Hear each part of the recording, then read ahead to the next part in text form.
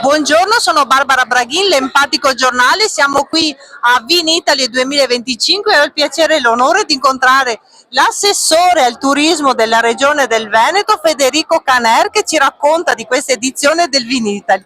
Prego, assessore, a lei. Grazie, buongiorno a tutti.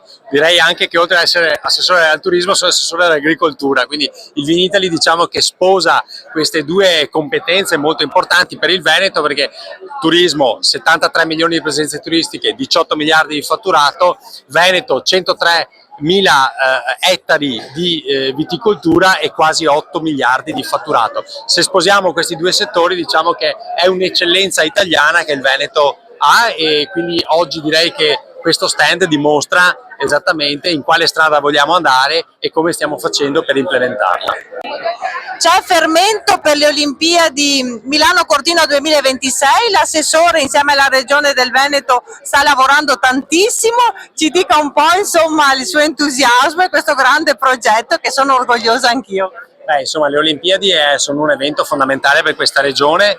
2026, ricordiamo che ci sono investimenti per 3 miliardi e mezzo di euro, ovviamente tenendo conto sia la parte infrastrutturale che tutto l'ammodernamento che viene fatto anche delle strutture ricettive, degli interventi che si fanno sia su Cortina che fuori Cortina. Ricordiamo anche che non solo il paesaggio montano viene interessato dalle Olimpiadi, ma anche Verona, con l'Arena di Verona, dove faremo l'evento anche di chiusura, quindi è un momento molto importante di valorizzazione di tutto il nostro territorio. È una cosiddetta legacy, cioè un'eredità che lasceremo sul territorio.